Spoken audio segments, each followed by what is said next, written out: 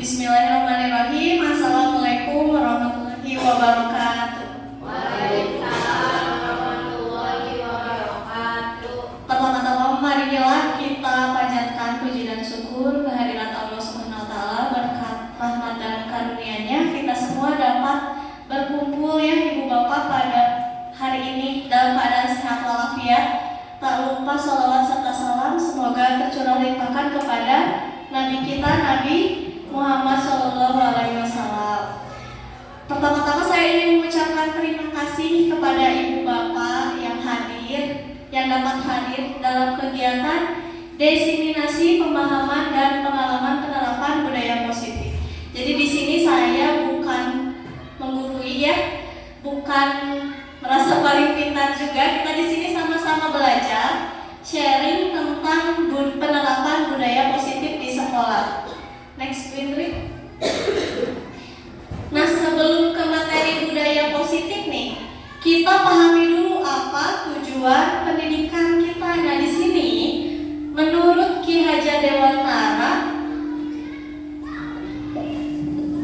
tujuan pendidikan adalah menuntun segala kodrat yang ada pada anak agar mereka mencapai kebahagiaan dan keselamatan setinggi-tingginya baik sebagai manusia maupun sebagai masyarakat.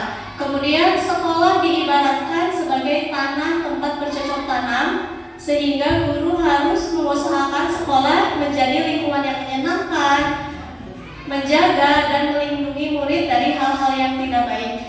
Nah, di sini yang pertama nih, menurut Ki Hajar Dewantara, tujuan pendidikan adalah menuntun. Menurut Ibu Bapak, menuntun itu apa sih? Menggandeng, betul. Apalagi?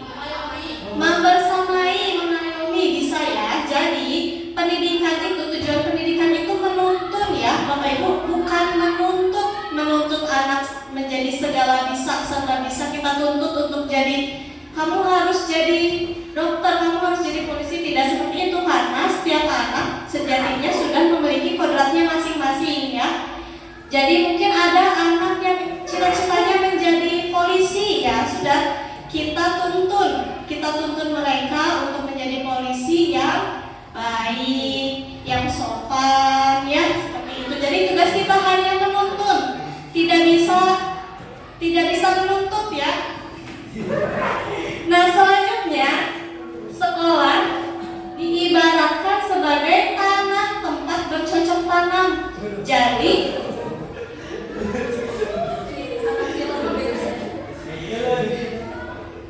tempat bercocok tanam ya. Jadi gini ya Ibu Bapak, guru itu diibaratkan sebagai petani, anak itu diibaratkan sebagai bibitnya. Nah, sekolah itu lahannya. Nah, misalnya gini, kalau kita sediakan lahan yang gembur, subur, lahannya nih sekolahnya udah bagus, bibitnya juga bagus ya, kita sediakan bibit yang bagus, tapi petaninya tidak merawat bibit itu dengan baik, tidak menyiramnya, tidak memberi pupuk, apa yang akan terjadi? Apakah akan tumbuh? Ya mungkin akan tumbuh tapi tidak optimal ya, tidak maksimal. Berbeda halnya misalnya kita nih punya lahannya bagus, lahannya subur, gembur, kemudian petaninya juga merawat bibitnya, walaupun bibit yang ditanamnya bibit yang tidak berkualitas, tapi ketika petaninya memberi pupuk, mengairi dengan baik, apa yang akan terjadi? Walaupun bibitnya bukan bibit yang bagus, mereka pasti akan tumbuh dengan baik ya. Betul? Betul.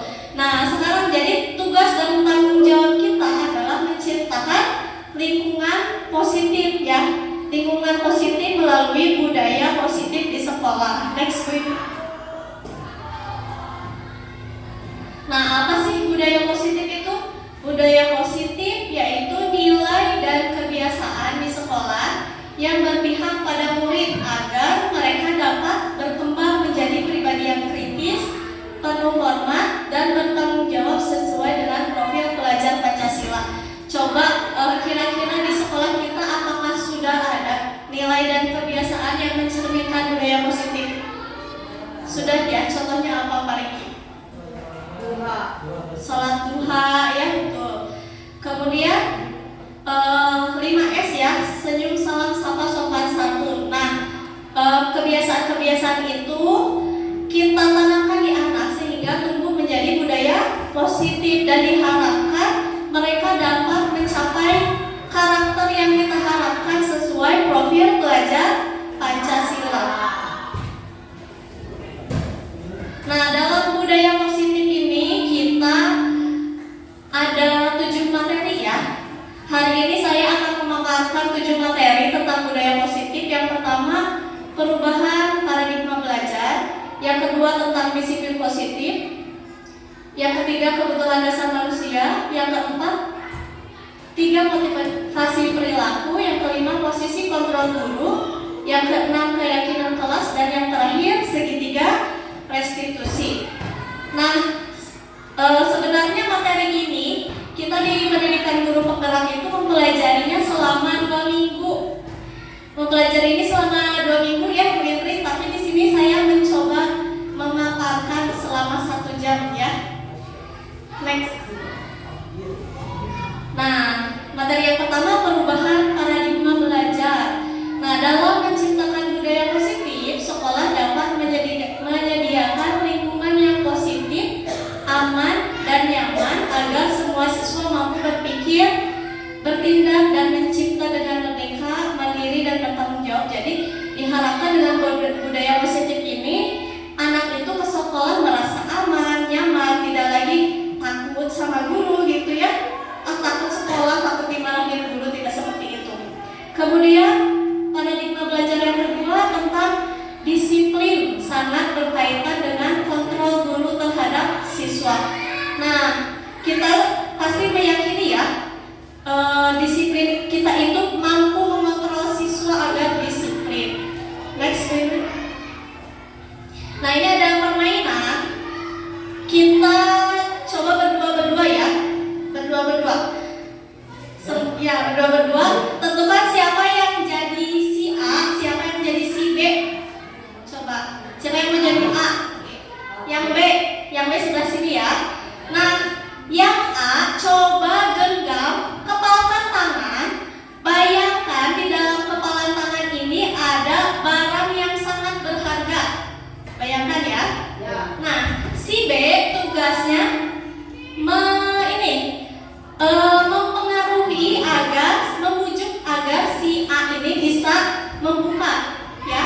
Mau diklikiti, mau diancam boleh, mau dimaki-maki boleh, mau ditawari uang juga boleh, silakan dicoba sampai mau membuka, atau mungkin ada yang tidak membuka juga, coba mau diklikiti, mau ditawari uang, diancam boleh, diancam juga.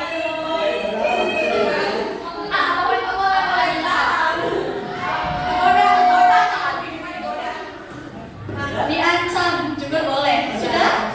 Diancam sampai membuka, ditawari uang 1 miliar juga. Sudah? Sudah? Coba. Siapa yang membuka kepalan tangan? Kenapa Pak Jaral? Kenapa Pak Jaral? Kenapa? Dia ini ya, dibujuk ya, Bu Denita bisa membujuknya. Kemudian ini yang menutup, kenapa masih menutup? Berharga banget ya. Jadi ada 2 jawaban, pasti ada 2 jawaban. Yang pertama, ada orang yang tidak mau membuka, berarti orang itu mempunyai pendirian yang teguh. Dia tidak bisa dikontrol oleh orang lain, hanya dirinya sendiri yang bisa mengontrol. Sedangkan yang membuka itu berarti dia sudah membiarkan dirinya dikontrol oleh orang lain. Next. Nah, ini adalah miskonsepsi tentang teori kontrol ya. Jadi yang pertama, ilusi guru mengontrol murid. Kita itu selalu merasa bahwa kita bisa mengontrol murid. Contohnya, ketika di kelas nyuruh anak, dengarkan, misalnya duduk yang rapi. Kalau nggak duduk nanti nggak ngerti gitu, atau apa, dengan ancaman-ancaman seperti itu. Kita merasa sering melakukan itu, padahal sejatinya anak itu tidak mau ya dikontrol oleh kita seperti itu. Kemudian yang kedua, miskonsepsi yang kedua, ilusi bahwa semua penguatan positif efektif dan bermanfaat selalu mengiming-imingi anak dengan hadiah, ya, dengan bintang, dengan permen misalnya, sebenarnya itu tidak efektif ya. Nanti ada di materi selanjutnya kenapa penghargaan itu tidak efektif ya. Kemudian yang ketiga, ilusi bahwa kritik dan membuat orang merasa bersalah dapat menguatkan karakter. Nah, kita sering ya ketika anak melakukan kesalahan kita malah menyalahkan balik, kamu gak kasihan sama orang tua kamu yang udah membesarkan kamu kayak gitu.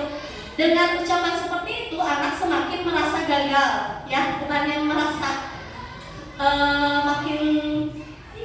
makin kuat karakternya, tapi dia merasa semakin gagal.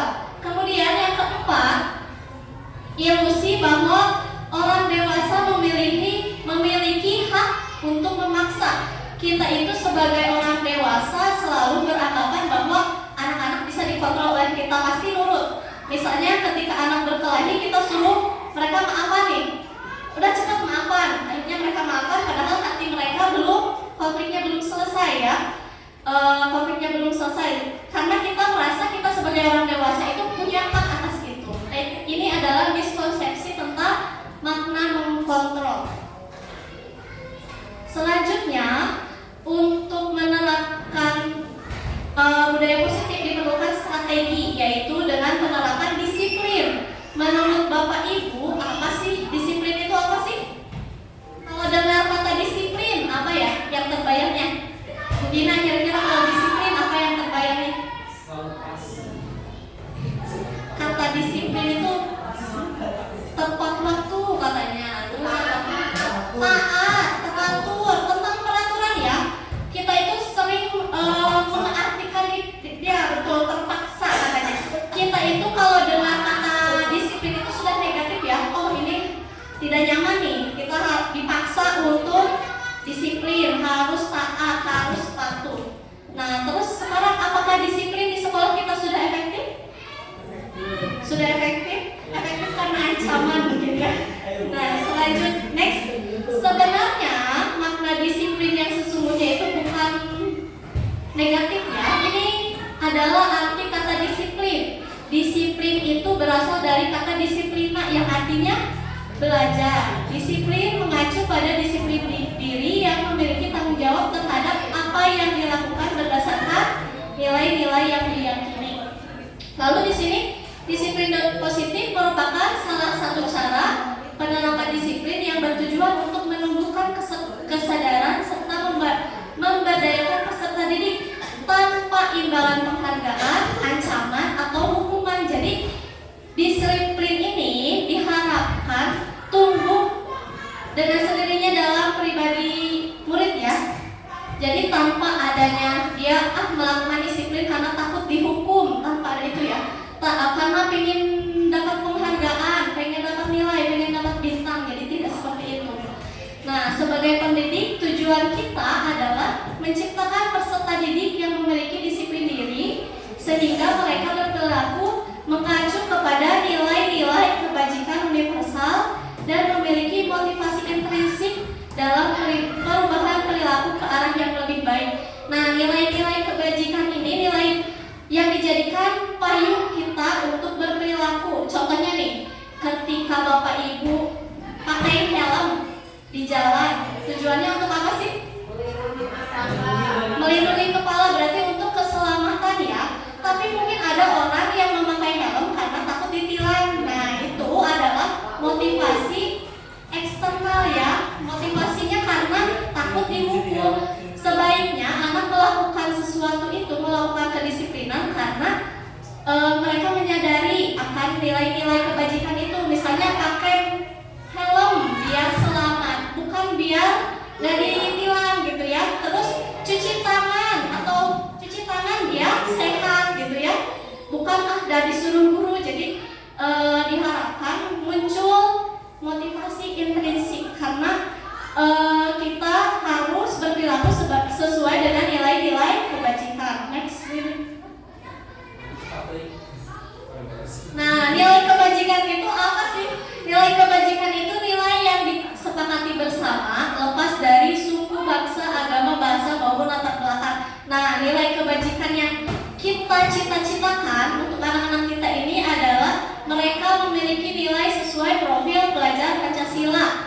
Mungkin sudah paham ya tentang ini. Yang pertama apa? Beriman dan bertakwa kepada Tuhan yang Maha Esa. Yang kedua, mandiri. Yang ketiga, bergotong royong, berkebinekaan global, bernalar kritis dan kreatif. Next.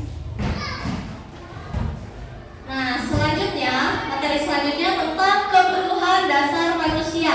Nah, kebutuhan dasar manusia adalah segala sesuatu yang kita lakukan untuk mendapat apa yang kita inginkan. Seluruh tindakan yang kita lakukan memiliki tujuan tertentu dan semua usaha terbaik yang kita lakukan adalah dalam rangka agar kebutuhan dasar kita terpenuhi dengan baik. Seperti hari ini Bapak Ibu datang ke sekolah, tujuannya untuk apa? Bekerja ya? Bekerja untuk apa? Healing, iya. Mungkin Pak Jenal di rumahnya kurang kasih sayang ya. Jadi mencari pelanggan.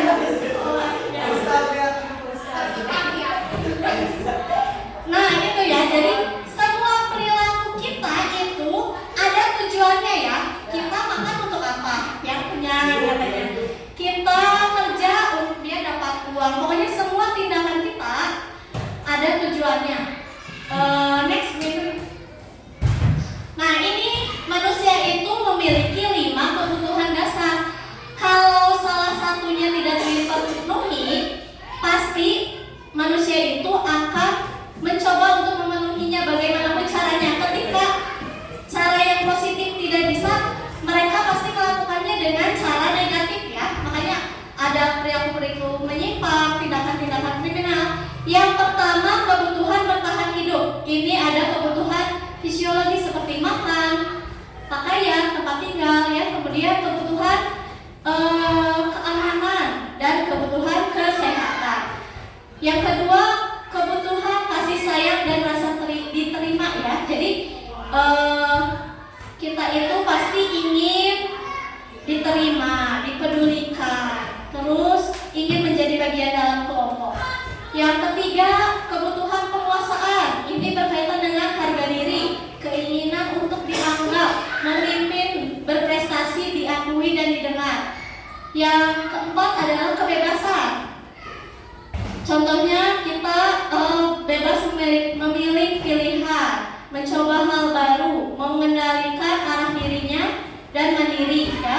Yang kelima, kesenangan. Contohnya bermain, humor, antusias, tertawa. Nah mungkin kalau di kelas ada siswa yang prestasinya mungkin kurang, rata-rata mereka kebutuhan penguasaannya itu tidak terpenuhi ya.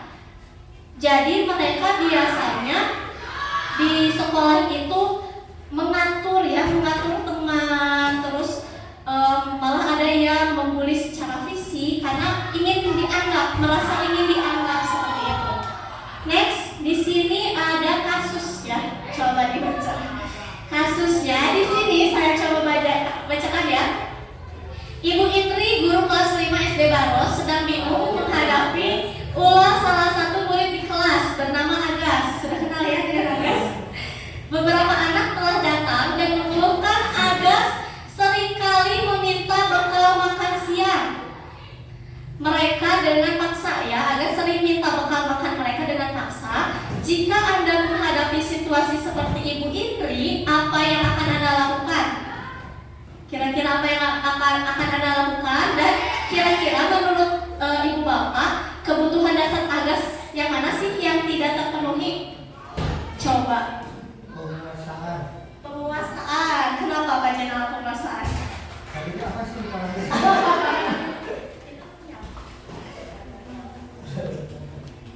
Bu Yuli, mau kasih sayang bisa. Penguasaan. Kira-kira Agas itu suka minta bekal bertahan hidup, kata Bu Indri. Bisa jadi bertahan hidup. Ada yang beda jawabannya?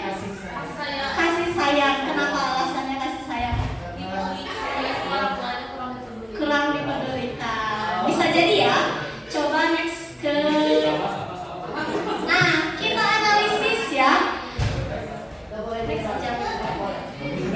Nah, ternyata bisa saja kalau kita analisis satu-satu, bisa saja kebutuhan bertahan hidup Agas tidak terpenuhi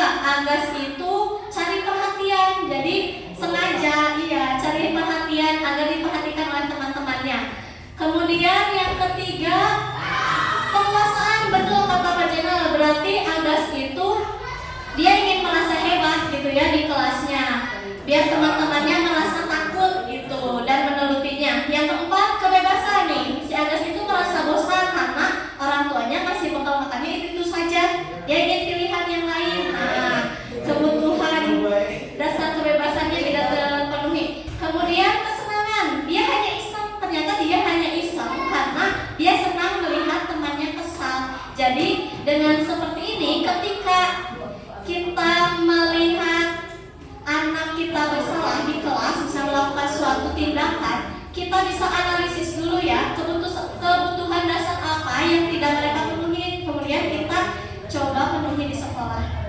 Next.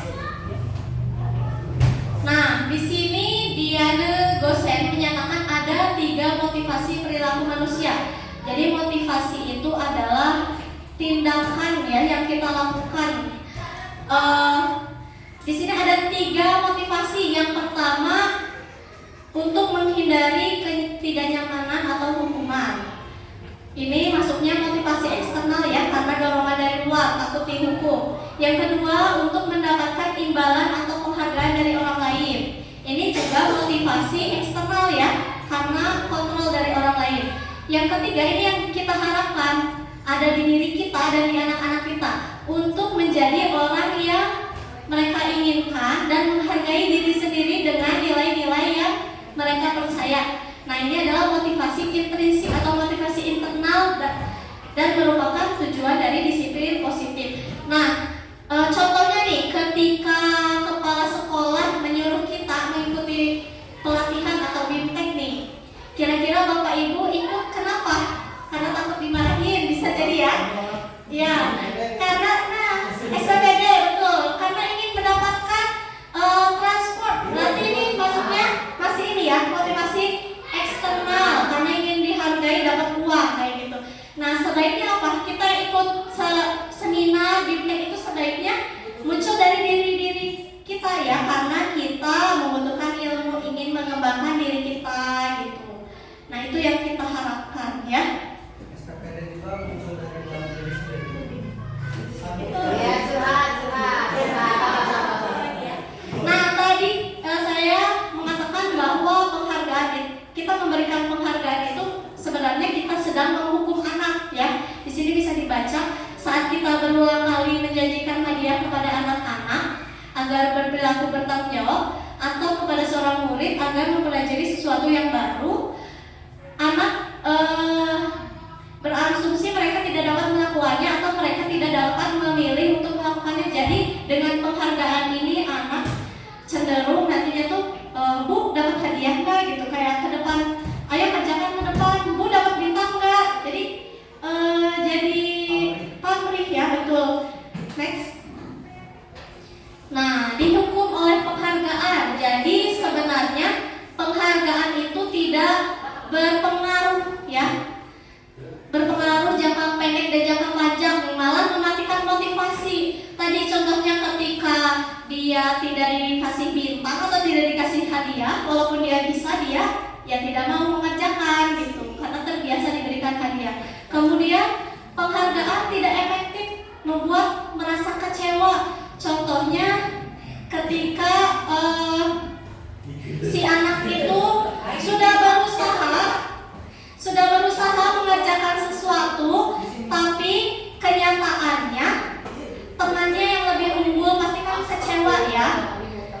Yang ketiga, penghargaan dapat merusak hubungan. Nah, penghargaan ini dapat menimbulkan rasa iri, apalagi di anak-anak kita ya masih kecil, melihat bintang temannya lebih banyak, iri gitu ya. Kemudian penghargaan mematikan kreativitas. Jadi siswa menjadi pesimis ya, belum apa-apa pasti yang bintangnya banyak, ngapain aku ngerjain, gak bisa nyusul bintang punya dia gitu. Jadi menyebabkan anak itu pesimis. Kemudian penghargaan itu menghukum, contohnya sistem ranking ya. Jadi anak dibebani, yang selalu ranking 1 merasa terbebani, ketika ranking dia turun dia merasa kecewa dan lain sebagainya.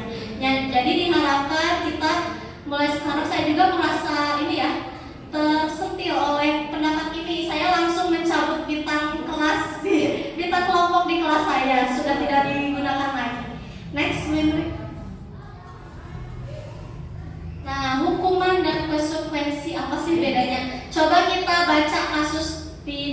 ini, IPA kurang menguasai Bu Indri mau coba bacakan ya. Hukuman dan konsekuensi. IPA kurang menguasai pelajaran matematika, sehingga pada saat pelajaran tersebut berlangsung, dia lebih banyak berdiam diri atau menggambar di buku pelajarannya. Pada saat guru matematikanya, Pak Seno menanyakan pertanyaan, IPA menjadi gugup dan tak sengaja menjatuhkan tasnya dari kursi. Ya, serta tiba-tiba menjadi gagal. Oh, tadi gugup sekarang gagal. Pada saat berupaya menjawab, seluruh kelas pun tertawa melihat perilaku IPA yang bicara tergagap dan terkejut tersebut. Pak Seno pada saat itu membiarkan teman-teman IPA menertawakan IPA yang tergagap dan malu luar biasa, dan malahan minta IPA untuk maju ke depan dan berdiri di depan kelas sambil menunjuk hidungnya karena tidak bisa menjawab pertanyaan Pak Seno. Kelas semakin gaduh dan anak-anak pun tertawa melihat IPA di depan kelas memegang ujung hidungnya. Pertanyaannya, apakah Anda setuju dengan tindakan Pak Seno terhadap IPA? Setuju tidak? Tidak. Coba kenapa Bu Nita tidak setuju? Karena mempermalukan ya. Iya, mempermalukan murid ya. Jadi mentalnya kena ya. Kemudian yang kedua, menurut Anda tindakan Pak Seno terhadap IPA adalah sebuah hukuman atau konsekuensi? Kira-kira hukuman atau konsekuensi? Hukuman. Jadi kalau konsekuensi itu seperti apa sih? Kita lihat ya. Nah, teori tentang hukuman, konsekuensi, restitusi. Kalau hukuman itu membuat siswa merasa identitasnya gagal, ketika salah dihukum semakin gagal ya. Di sini ya anak merasa bersalah ya, tidak terencana, murid tidak tahu apa yang terjadi atau tidak didapatkan hukumannya, kita yang memberi hukuman ya. Bersifat satu arah, biasanya berupa hukuman fisik dan psikis. Psikis itu ya dicaci maki seperti itu ya. Ini berdampak negatif kepada anak. Kemudian yang kedua, konsekuensi ini menimbulkan identitas sukses, jadi anak tidak disalahkan. Nah, terencana dan disepakati sesuai peraturan. Contohnya, ketika siswa terlambat, konsekuensinya kamu pulangnya juga bisa terlambat 10 menit. Berarti pulangnya dilebihkan 10 menit, itu konsekuensi, dan itu pun harus sudah disepakati bersama. Nah, ini bersifat netral ya. Jadi masih bisa dipakai gitu. Ketika kita tidak bisa melakukan restitusi, pilihan keduanya adalah kita melakukan konsekuensi. Nah, ini yang diharapkan kita melakukan restitusi. Nah, restitusi ini proses menciptakan kondisi bagi murid untuk memperbaiki kesalahannya, nanti ada ya di materi terakhir. Nah, ini berdampak positif terhadap anak ya, nanti kita pelajari next. Nah, Bapak Ibu coba terlihat tidak? Tidak ya. Ini hukuman atau konsekuensi. Yang pertama, anak disuruh mencatat 100 kali dalam buku, saya tidak akan terlambat lagi ke sekolah. Kira-kira hukuman atau konsekuensi? Hukuman, betul ya. Yang kedua, disuruh lari mengelilingi lapang basket 2 kali karena terlambat, hukuman. Membersihkan coretan yang dibuat di mejanya, hukuman konsekuensi. Jadi karena dia sudah mencoret-coret, dia diminta bertanggung jawab membersihkan. Kemudian murid diminta untuk push up 15 kali karena tidak menggunakan masker ke sekolah, hukuman ya. Mengganti kertas tugas teman yang dicoret-coret, konsekuensi. Terus berjemur di lapang basket pukul 12 karena mengobrol dengan teman, hukuman ya. Murid diminta bertelanjang kaki sepanjang hari karena tidak memakai sepatu hitam, hukuman, betul. Berdiri di depan kelas sambil mengangkat kaki satu, itu apa hukuman, betul ya. Membersihkan tumpahan di meja tulis karena tumpah oleh sendiri, apa itu? Konsekuensi. Berarti Bapak Ibu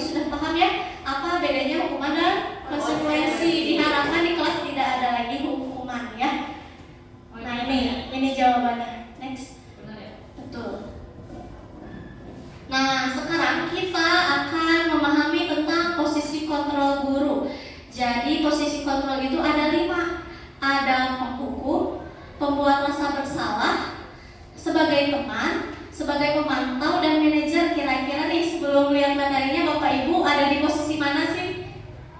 Kalau saya pernah di posisi penghukum, pernah membuat rasa bersalah, pernah. Sebagai teman pernah, sebagai pemantau pernah. Mungkin sekarang sedang belajar menjadi posisi manajer ya, posisi kontrol manajer. Bapak Ibu pernah ada di posisi ini? Sekarang ada di posisi mana kira-kira? Pak Riki mungkin pemantau ya. Bu Indri penghukum. Iya. Nah, next kita lihat ya. Di sini ada kasus nih. Ketika Adi datang terlambat nih, kalau penghukum dia dengan suaranya yang tinggi melotot, nunjuk-nunjuk sambil bilang terlambat lagi gitu, marah-marah, pokoknya intinya marah-marah. Kemudian kalau yang pembuat merasa bersalah, dia suaranya lebih halus ya, lebih halus. Dia mengucapkan, Adi, kamu ini gimana ya? Kan udah janji ke ibu gak akan terlambat lagi. Kenapa kamu senang sekali mengecewakan ibu? Nah ini juga agak sedikit membuat anak gagal ya. Jadi merasa mengecewakan orang lain. Next. Sebagai posisi teman nih, kalau sebagai posisi teman ini nada suaranya lebih ramah, akrab, melalui bercanda ya. Kemudian kata-katanya di sini contohnya, Adi, ayolah, gimana sih kemarin kamu sudah janji ke bapak, kenapa terlambat lagi, sambil senyum ya. Kita menganggapnya ini bagus ya. Padahal posisi kontrol sebagai teman ini membuat siswa tidak mandiri, nanti bergantung kepada guru. Nah, selanjutnya ini posisi pemantau. Nih, nada suaranya datar, bahasa tubuhnya formal. Nah, Adi, tahukah kamu jam berapa kita mulai? Kata terus Adi menjawab, tahu Pak. Kamu terlambat 15 menit. Apakah kamu mengerti konsekuensi yang harus dilakukan bila terlambat? Nah, ini sudah menanyakan konsekuensinya ya, itu pemantau ini. Next, Bu Hendri. Yang terakhir ini sebagai manajer nih. Gurunya ya nada suaranya lebih tulus ya, bahasa tubuhnya tidak kaku, kemudian mendekat ke murid. Ketika anak terlambat, gurunya berkata, Adi, apakah kamu mengetahui jam sekolah itu jam berapa dimulainya? Kemudian Adi menjawab, tahu Pak, jam 7. Terus gurunya, ya jadi kamu terlambat, kira-kira bagaimana kamu memperbaiki masalah ini? Jadi siswa ditanya bagaimana dia memperbaiki kesalahannya ya. Coba next week kita lihat tentang, melihat tidak? Nggak terlihat ya? Nah, tentang teori kontrol. Kalau penghukum dan membuat orang merasa bersalah, di sini siswa itu merasa bahwa identitasnya gagal ya. Kemudian siswa cenderung menghindari hukuman. Nah, hasilnya itu nanti kalau sering dihukum, siswa tersebut akan memberontak, menyalahkan orang lain, cenderung berbohong gitu karena takut dihukum ya. Dan dampaknya siswa juga akan mengulangi kesalahannya. Kemudian membuat orang merasa bersalah. Ibu kecewa sama kamu dengan bahasa-bahasa seperti itu ya. Nah, ini juga hasilnya membuat anak berbohong, menyangkal ya. Terus merasa rendah diri gitu, membuat anak merasa rendah diri. Nah, kemudian ada ini, kontrol sebagai teman dan pemantau itu bisa menumbuhkan identitas anak menjadi sukses ya. Tapi ini motivasinya masih motivasi eksternal gitu, karena dia berharap mendapat imbalan, mendapat ketergantungan dari orang lain ya. Jadi seperti yang tadi, yang posisi kontrol teman nih, anak itu akan merasa bergantung kepada guru ya. Dia menjadi lemah, tidak mandiri. Kemudian untuk posisi kontrol pemantau, dia akan mentaati peraturan, merasa diawasi, tapi dia itu menitik beratkan sesuatu itu berdasarkan sanksi atau hadiah gitu ya. Nah, ini yang kita harapkan, kita bisa menjadi guru yang ya posisi kontrolnya manajer. Jadi anak itu melakukan sesuatu karena dia ingin menghargai dirinya sendiri, bukan karena ingin dipuji, bukan karena ingin dapat hadiah ya. Nah, bisa dilakukan dengan mengajukan pertanyaan-pertanyaan restitusi, nanti kita pelajari. Hasilnya ini akan menguatkan karakter pribadi anak. Kemudian dirinya sebagai individu positif dalam dunia berkualitas. Kemudian dia dapat mengevaluasi diri dan tahu bagaimana cara memperbaiki dirinya. Next. Nah, materi selanjutnya sudah 6 ya. Tentang keyakinan kelas. Mungkin Bapak Ibu awal semester kemarin sudah membuat ya keyakinan kelas. Keyakinan kelas itu adalah nilai-nilai kebajikan universal yang disepakati secara universal lepas dari latar belakang suku, negara, bahasa maupun agama. Nah, menurut Grosser, suatu keyakinan akan lebih memotivasi seseorang dari dalam diri atau motivasi intrinsik. Seseorang akan lebih bersemangat untuk menjalankan keyakinan daripada hanya sekedar mengikuti peraturan. Contohnya tadi yang memakai helm tuh, anak tahu bahwa kita tahu bahwa memakai helm untuk keselamatan, untuk memenuhi nilai-nilai kebajikan keselamatan. Jadi muncul motivasi intrinsik dari dalam diri ya. Next. Nah, coba Bapak Ibu sekarang coba urutkan nih, kan kemarin sudah membuat ya keyakinan kelas. Coba urutkan langkah-langkah dalam membuat keyakinan kelas. Kira-kira dimulai dari mana dulu ya? Jadi keyakinan kelas itu harus disepakati bersama. Coba urutannya dari yang mana dulu? Kira-kira Bu Nita, Bu Firda, Mareki. Kemarin kan sudah ya membuat keyakinan kelas tadi, seperti ini keyakinan kelas. Dari mana dulu coba? Kira-kira urutannya? Berdiskusi tentang apa? Peran katanya. Ada lagi? Peraturan. Ya, yang pertama katanya berdiskusi memunculkan peraturan-peraturan yang ditaati di kelas. Kemudian yang keduanya, kalau sudah, nah, berdiskusi tentang gambaran perilaku, betul? Coba kira-kira urutannya boleh ditulis? Boleh ditulis, Bapak Ibu, kira-kira urutannya apa?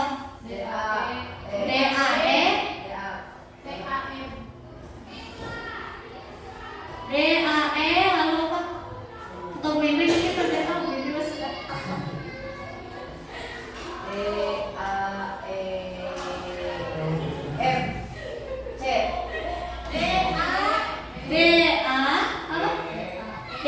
DA betul yakin?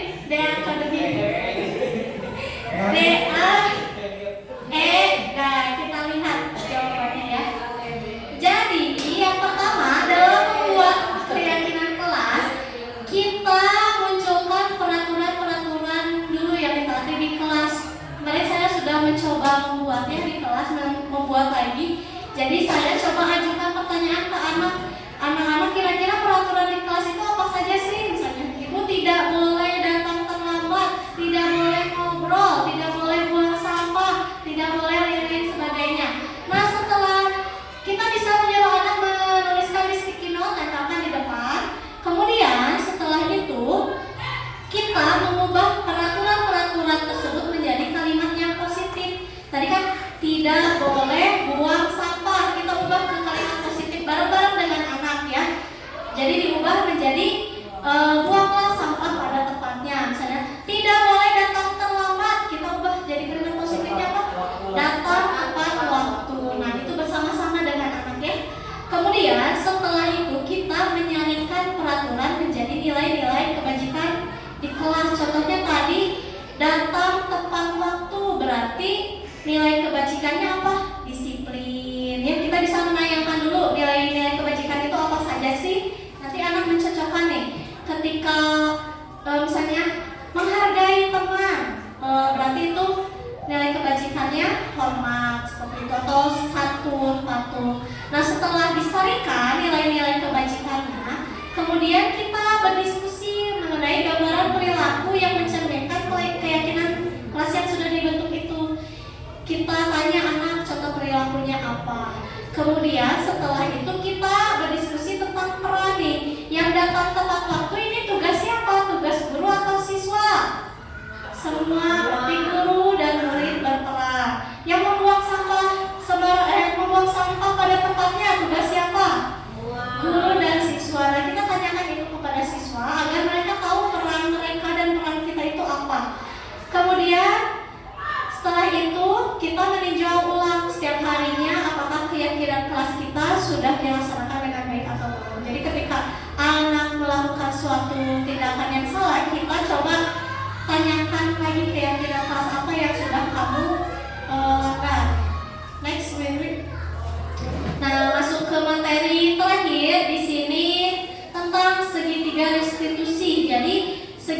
restitusi ini adalah proses menciptakan kondisi bagi peserta didik untuk memperbaiki kesalahan mereka sehingga mereka bisa kembali pada kelompok mereka dengan karakter yang lebih kuat. Jadi dengan segitiga restitusi ini diharapkan ketika anak bersalah dia tidak merasa gagal, dia bisa kembali lagi kepada teman-temannya dengan karakter yang lebih kuat. Nah, di sini kenapa disebut segitiga restitusi? Karena ada 3 tahapan.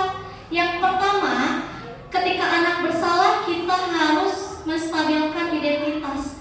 Jadi ya setiap orang pasti pernah melakukan kesalahan, betul ya? Kita juga pernah melakukan kesalahan.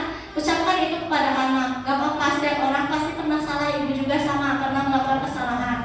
Kamu bukan satu-satunya yang pernah melakukan ini. Jadi distabilkan dulu nih identitas anaknya. Setelah itu kita validasi tindakan yang salah.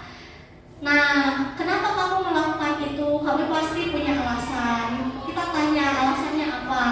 Terus adakah cara yang efektif yang untuk mendapatkan apa yang kamu butuhkan? Adakah cara lain yang bisa kamu lakukan selain melakukan cara itu gitu?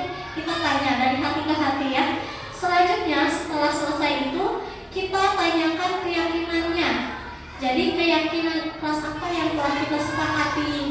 Terus kamu ingin menjadi orang seperti apa? Kamu ingin memperbaiki apa yang telah kamu lakukan itu bagaimana? Next, Winry. Nah ini ya, menstabilkan identitas bisa kita lakukan dengan mengatakan kalimat-kalimat ini kepada anak. Berbuat salah itu tidak apa-apa. Ibu juga pernah salah misalnya. Tidak ada manusia yang sempurna. Jadi kita stabilkan identitasnya ya. Saya juga pernah melakukan kesalahan seperti itu. Kita bisa menyelesaikan masalah ini. Kamu berhak merasa begitu. Jadi kita stabilkan, jangan buat anak merasa bersalah. Kita kembalikan identitasnya gitu ya. Next. Selanjutnya tahap kedua, validasi tindakan yang salah. Nah, ini tujuannya untuk memahami kebutuhan dasar apa yang mendasari sebuah tindakan ya. Di sini kita dapat mengucapkan kata-kata, contohnya, padahal kamu bisa melakukan yang lebih buruk dari ini ya, gitu. Jadi kita validasi tindakan dia. Kamu pasti punya alasan untuk kenapa melakukan itu. Terus kamu boleh mempertahankan sikap itu, tapi kamu harus mempertahankan sikap baru. Jadi kita terus tanya ya. Next, Bu Indri. Selanjutnya kita menanyakan keyakinan kelas. Apa yang telah kita percaya di kelas? Apa keyakinan kelas kita? Apa nilai-nilai umum yang kita sepakati? Kemudian kamu mau jadi orang yang seperti apa? Terus apa bayangan kamu tentang kelas yang kita inginkan? Nah ini, jadi ketika kita menghadapi siswa yang bermasalah, kita coba lakukan segitiga restitusi ini ya. Coba next, Bu. Nah di sini ada contoh terdengar baik. Di sini saya mencoba merestitusi Yuma yang sering datang terlambat ya. Tahu nggak? Coba Yuma tahu nggak kenapa ibu panggil Yuma ke sini? Karena apa? Karena telat sama tadinya ganggu teman. Ya, karena terlambat ya. Karena Yuma terlambat, Yuma sering terlambat loh. Udah beberapa kalinya ini terlambat. Hampir keberapa ya? Sering ya. Yuma tadi, ibu pengen tahu tadi Yuma berangkat dari rumah jam berapa? Jam 6.50 6.50. Rumah Yuma di mana? di dekat Baras Pasar. Di sana ya, di dekat pasar ya. Ya. Kalau di rumahnya di dekat pasar, pasti apa? Pasti macet ya? Pasti macet. Yuma tahu nggak kita itu masuk sekolah jam berapa? Jam 7 ya? Jam 7 tahu Yuma masuk sekolah jam 7. Sedangkan Yuma tadi berangkat jam 6.50. Rumahnya dekat pasar, sudah pasti terlambat nggak? Iya, sudah pasti terlambat.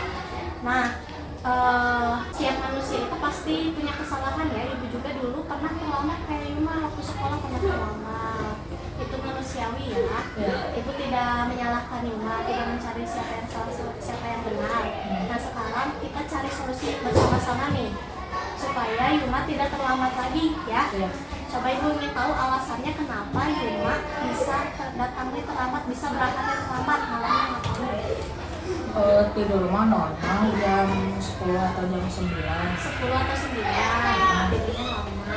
Tapi itu pas alarm malam bunyi itu suka ketiduran lagi. Nah, ketika alarmnya bunyi, Yuma matikan alarm, terus tidur lagi, ketiduran lagi. Ya, jadi nanti ke depannya mau ngapain Yuma? Apa yang akan Yuma lakukan?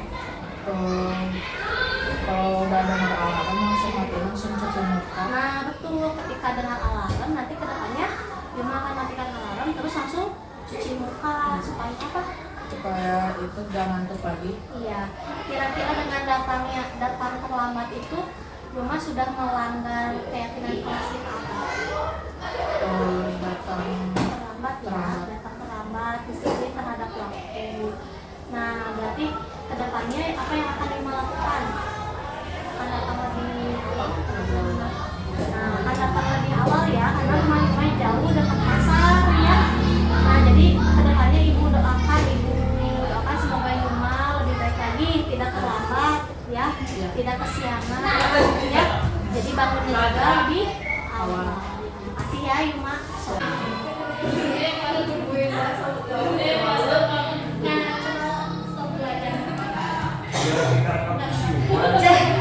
Jadi gini, ketika Yuma kesiangan, saya coba panggil dia ke perpustakaan, kita ngobrol berdua. Di sini saya coba stabilkan identitasnya dengan bertanya, Yuma kenapa tadi kesiangan misalnya. Aku bangunnya terlambat Bu, cerita gitu. Ya nggak apa-apa sih, wajar. Ibu juga pernah bangunnya terlambat karena kesiangan ke sekolah. Kita stabilkan, jangan kita langsung kamu kesiangan, kamu salah. Jangan seperti itu, kita stabilkan identitasnya biar tenang ya, tidak merasa bersalah. Kemudian saya melakukan validasi tindakan yang salah. Kira-kira yang telah dengan Yuma datang terlambat, apa yang terjadi? Misalnya Yuma jadi tidak bisa upacara katanya.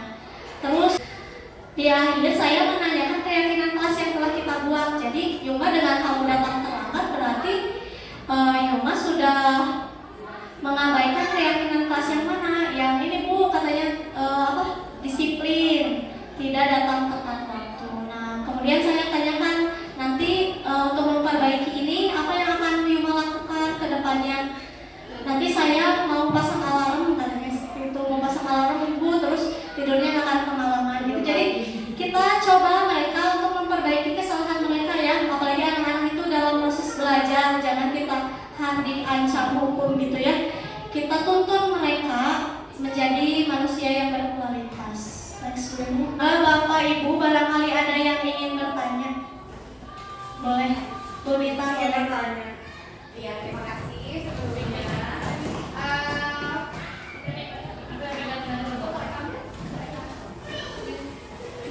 Berarti saya mau bertanya. Langsung aja pertanyaannya Bu Indah. Kalau yang tadi kan yang dipaparkan oleh Bu Indah itu kan tadi ada hukuman, konsekuensi, dan satunya lagi restitusi. Nah, kalau misalnya saya kan ngajarnya di kelas 1, ketika diskusi sama anak itu mereka tuh kayak belum terlalu paham gitu ketika diajak ngobrol berdiskusi seperti itu menanyakan kenapa, apa yang harus dilakukan, misalnya gitu tuh untuk di kelas 1 mungkin belum terlalu bisa gitu diajak diskusi seperti itu, bagaimana pemberian konsekuensi atau restitusi di anak kelas rendah gitu. Terima kasih. Jadi pertanyaannya bagaimana cara merestitusi anak kelas rendah ya? Sebenarnya kita bisa menggunakan bahasa-bahasa yang lebih sederhana gitu. Kita juga mungkin di rumah ya kalau ngobrol sama anak juga udah mulai nyambung sih sebenarnya, asal kita gunakan bahasa-bahasa yang lebih sederhana. Ketika pertanyaan kita tidak terjawab nih, kita tujuannya nanya misalnya, tapi anak nggak paham ke pertanyaan itu, kita coba ajukan pertanyaan yang lain, iya.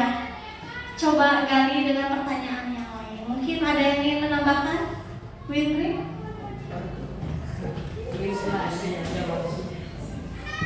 Sejujurnya kalau di FPG menambahkan Bu Indah, ibu-ibu ya sedikit. sedikit. Untuk di kelas bawah memang agak kesulitan ya kalau bahasanya seperti yang tadi dicontohkan. Karena jangankan untuk kalimat yang kompleks seperti itu, kalimat sederhana saja kadang kelas 1 itu kan ngangengong dengan tosnya. Nah, kalau di kelas 1 betul kata Ibu Winda, dengan bahasa yang lebih sederhana, dan juga mungkin kalau kelas 1 ya biasanya udah punya punya guru kelas 1 tuh biasanya kan luar biasa ya, seperti Bu Nita, punya hati yang luas, punya hati yang tulus gitu. Nah, anak itu biasanya kalau hatinya tulus, gurunya nanti ke anaknya juga sampai, tidak pakai bahasa apapun juga pasti akan sampai. Seperti itu ya. Ada lagi yang ingin bertanya? Sedikit ya Bu Winda, bukan bertanya sih, ini mah kebingungan bersama sepertinya ya. Kan tadi ada restitusi seperti itu dengan kolaborasi untuk mengembalikan identitas. Nah, yang ingin saya tanyakan tuh pasti kan dalam hati jujur aja, teman paling pakai Nokia mau mempan, pasti gitu kan?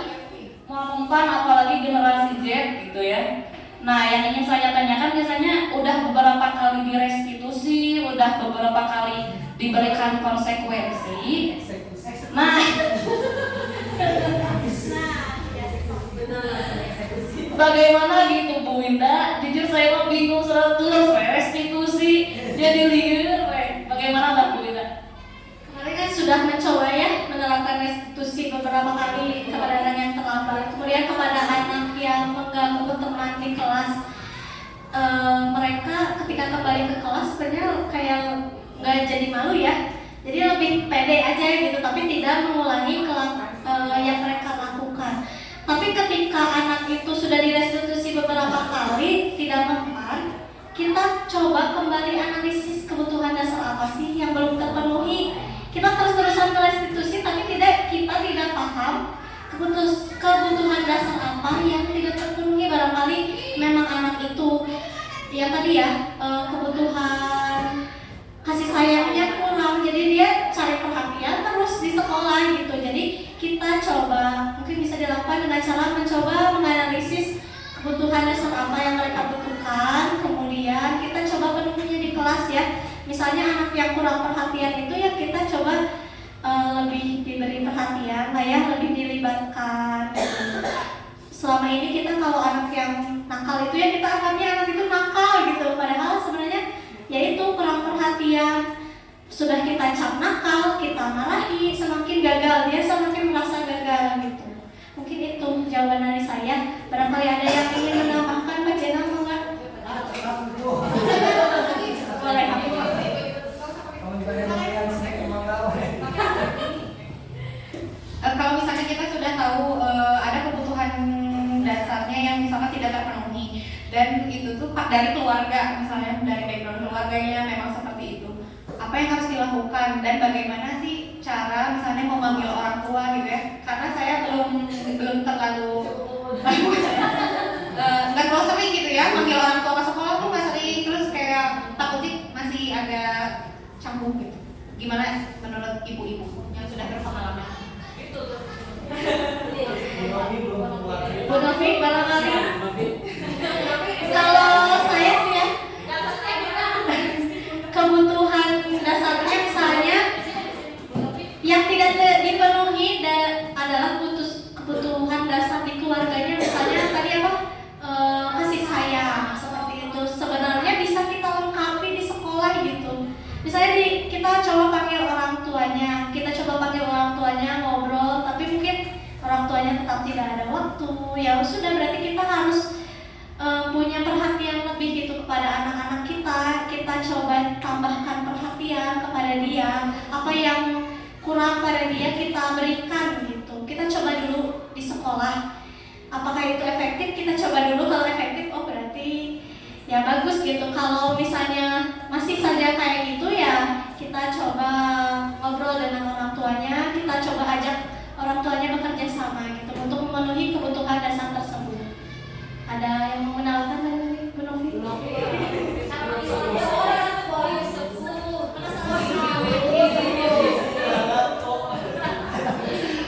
Assalamualaikum warahmatullahi wabarakatuh.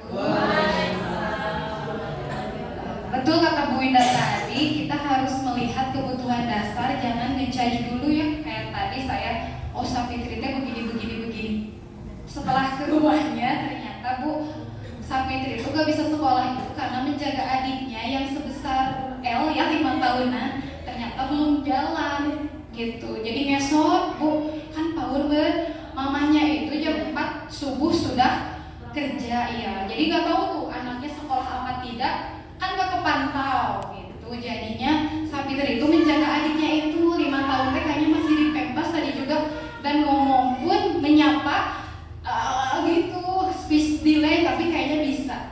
Jadi mungkin betul jangan ngejudge anak A, B, C. Jadi kita harus melihat dari latar belakang kenapa anak sampai begitu. Berarti kan ini PR banget ya. Sampai saya gini ya udah Sapitri kalau nggak ada yang jaga, ada kasihan juga ya Bu. Udah we bawa anaknya ke sekolah. Kumaha deui? Nanti bergantian itu dijaganya. Soalnya kan Sapitrinya mah udah mau males, ada alasan jadi tambah kuat gitu. Diperkuat. Adiknya teh gitu Bu, tadi lagi main sendiri di luar, datang kita gitu, tapi nggak bisu, speech delay aja gitu. Tadi itu mungkin padahal anak seperti itu teh masih harus diperhatikan. Sapitri harus dewasa sebelum waktunya gitu. Nah itu. Jadi kumaha bapak-bapak ibu-ibu. Saya bingung sambil jalannya. Tadi tahu kan? Nah itu gitu. Jadi mamahnya juga berenang nggak ingin seperti itu. Mamahnya nggak ada, kan setengah 4 juga. Bapaknya teh bobok. Baru pulang dari Kalimantan. Enggak ada. Ada kayak AA-nya sedang neneknya lagi di bibinya di Padalarang karena ada yang hajat di sana. Nah yang jaga tuh biasanya neneknya. Untuk seminggu ini dari hari Minggu kemarin neneknya di Padalarang gitu. Jadi melihat adiknya kabur cara ngesot. Hari bapaknya lawan gawe. Jadi mungkin dari kasus Sapitri itu ada kebutuhan dasar yang survival ya, bertahan hidupnya yang tidak terpenuhi. Saya jadi teringat waktu Witri di Nias ya, ada iya yang anak yang membawa adiknya ke sekolah. Mungkin bisa diceritakan Witri. Iya. Tambah horor dikit bahasa. Saya dramatisasi ya.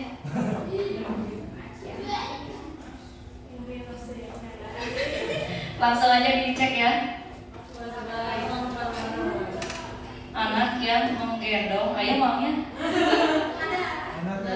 Ibunya naik haji.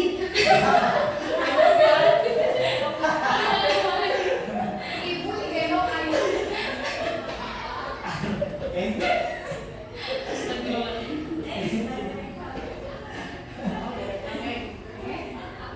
Nah ini murid saya. Ibu Indri.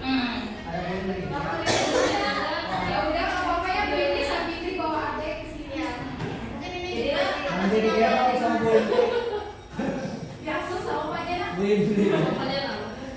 Nah ini ya. Sekarang siswanya udah SMA, masih suka ke WA ya. Adiknya udah gede. Nah ini nih. Ya Allah, bertemu jauh juga Pak. Enggak, ini kan normal, sehat. Cuman waktu itu tuh adiknya tuh ada 3, kecil-kecil semuanya tunji kalau di kita mah ya. Nah orang tuanya itu ke ladang dua-duanya. Nah di sini emang sudah biasa ya, tunji itu di sana udah biasa. Setahun ini. Nggak ada hiburan di dekat Ya betul, tidak ada hiburan. Bu Indri setahun Pak. Nah betul, di sini juga ada kebutuhan dasar yang tidak terpenuhi ya Bu Winda. Di sini mungkin apa saja nih yang tidak terpenuhi kira-kira? Bertahan hidup juga ya. Dia harus survival ke sekolah, perhatian, kasih sayang. Jadi sebetulnya itu berkorelasi semuanya ya. Jadi kita sebagai guru memang mempunyai peran yang berat ya Bu. Sedangkan kita di sekolah kan tidak full. Anaknya kurang lagi kan Sapitri mau. Iya. Adiknya Sapitri. Tapi kembali lagi kan tidak menuntut gitu ya Bu. Jadi Kembali lagi tujuan kita memberikan pendidikan itu tidak menuntut anak jadi serba bisa gitu. Kita tuntun saja dia mau jadi apa, tapi kita tuntun menjadi dia yang versi lebih baik gitu. Jadi seperti itu. Ada lagi yang ingin bertanya atau sudah cukup? Ya, saya tutup. Terima kasih. Wabillahi taufiq wal hidayah. Wassalamualaikum warahmatullahi wabarakatuh. Waalaikumsalam.